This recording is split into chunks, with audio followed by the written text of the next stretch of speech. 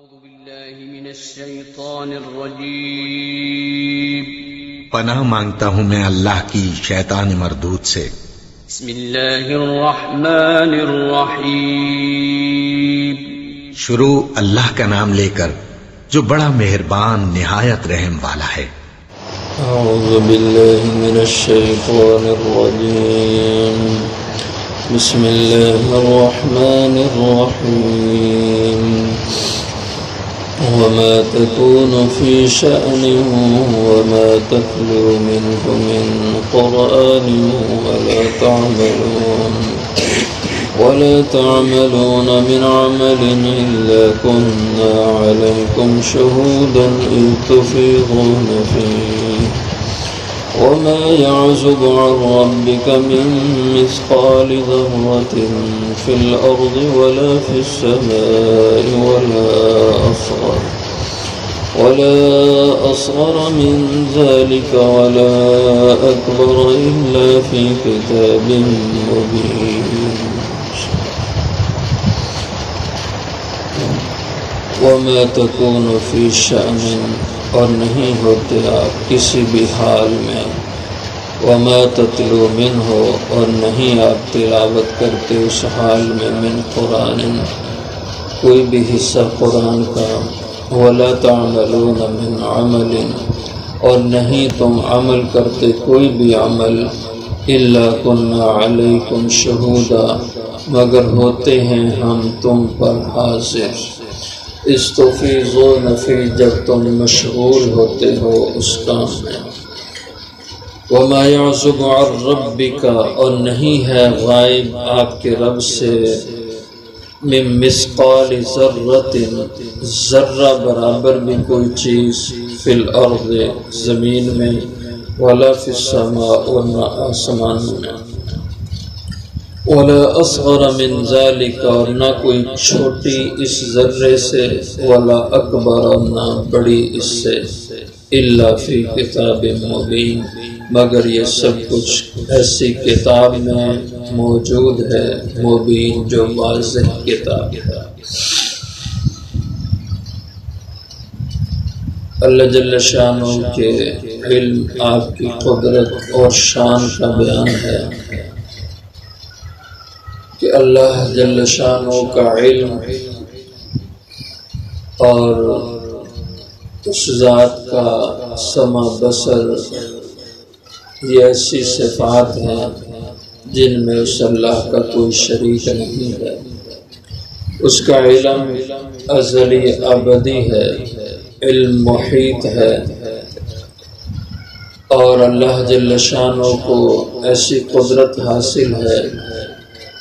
کہ اللہ جل شانہ ہر مصیبت زدہ، پریشان حال، مجبور جب بھی پکارتا ہے جہاں سے بھی اللہ اس کی پکار سنتے ہیں، اور سب کے احوال اللہ کی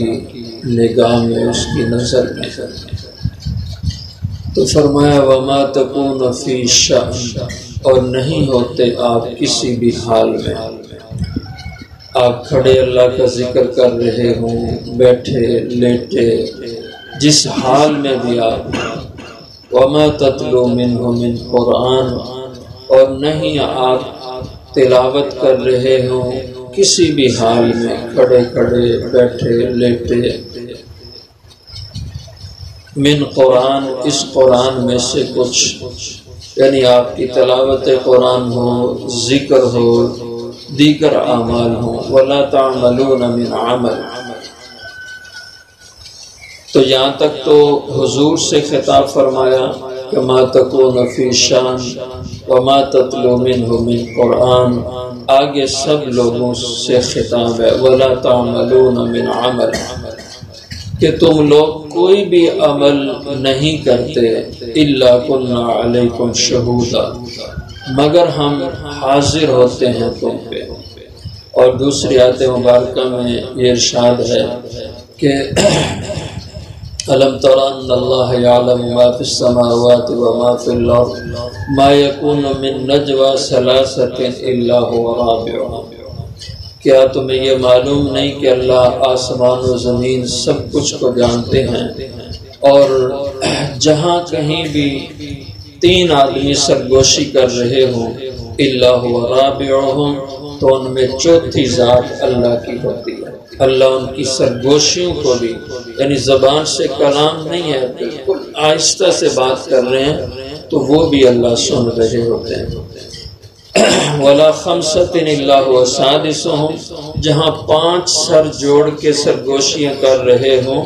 تو إِلَّا هُوَ سَادِسُهُمْ، تو ان 5 کا چھٹا اللہ کی ذات ہوتا ہے۔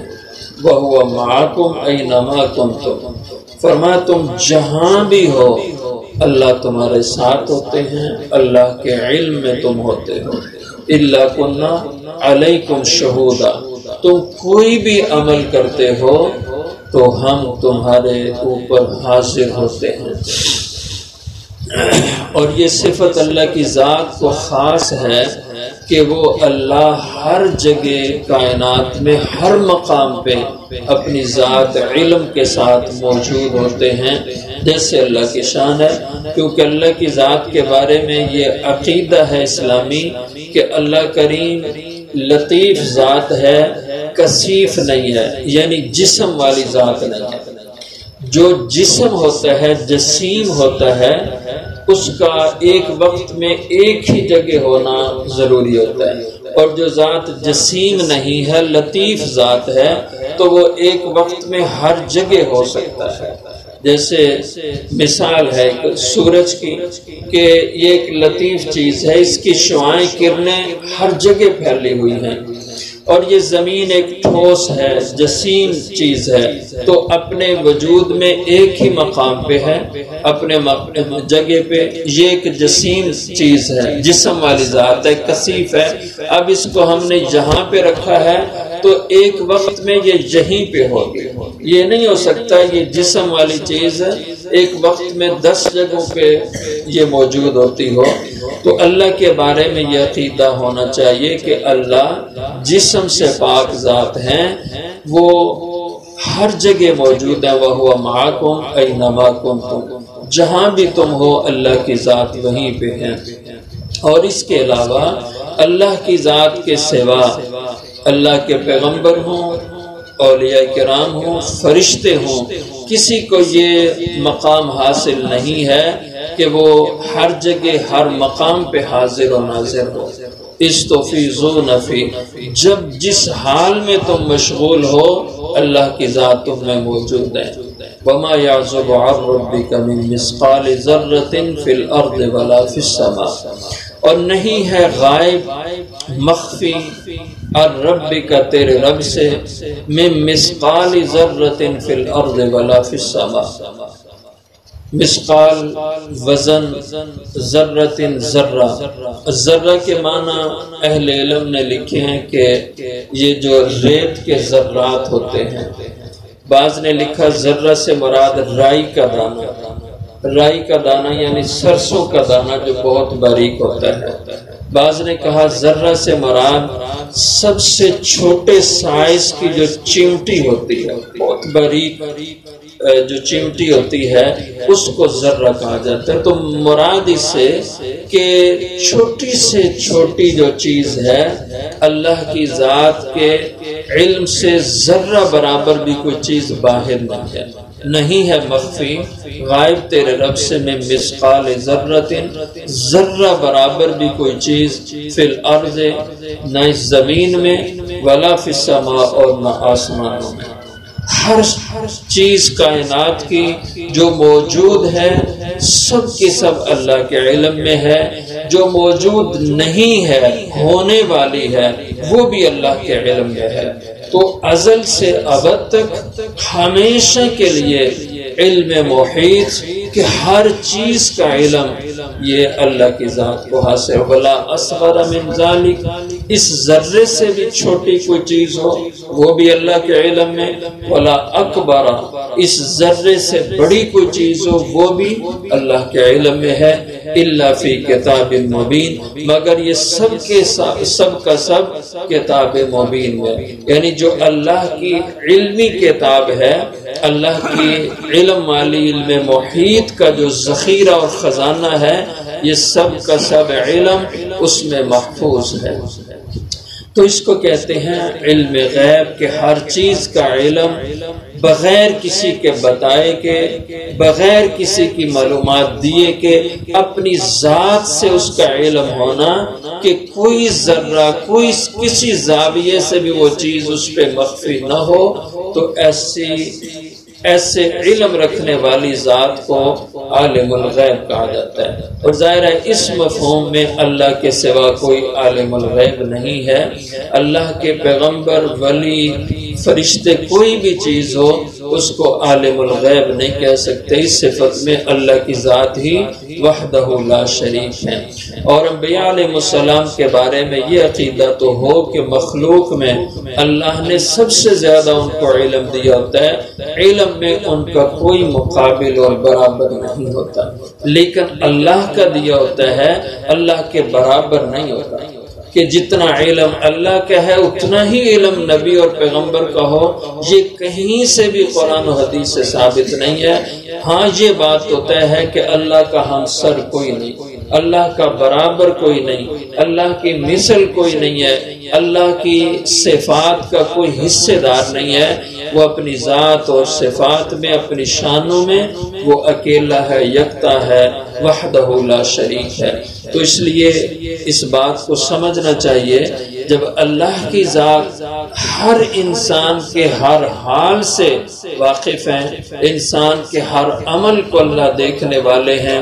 کوئی کائنات کا ذرہ بھی اللہ کے علم سے باہر نہیں، تو پھر انسان کو سوچ سمجھ کر قدم اٹھانا چاہیے کہ میرا یہ قدم بھی اللہ کے علم میں ہے۔ سوچ سمجھ کے بولنا چاہیے کہ ایک ایک بول اس کا اللہ کے علم میں، اللہ کے ہاں اس کا لکھا جا رہا ہے، کوئی اس کی حرکت، کوئی اس کا عمل وہ اللہ کے علم سے باہر نہیں ہے۔ تو کیوں اپنی غلطیوں پر، اپنے گناہوں پر اللہ کو گواہ بناتا ہے؟ اللہ کو دکھا کے کیوں گناہ کرتا ہے؟ یہ ایمان والے کی یا ایک بندے کی یا ایک غلام کی یہ جرت ہی نہیں ہونا چاہیے کہ وہ اپنے آقا اور مالک کے سامنے کھڑے ہو کے اس کی ڈٹ کے نافرمانی کرے، یہ انسان میں جرت نہیں ہونا چاہیے۔ اس لیے یہ بات سمجھائی کہ تمہارا کوئی عمل اس سے مخفی نہیں، اس لیے سوچ سمجھ کے عمل کرو، ایسے نہ ہو کہ تم خدا کے سامنے ڈٹ کے اس کی نافرمانیاں کر رہے ہو اور اس کے غضب کو بھڑکا رہے ہو۔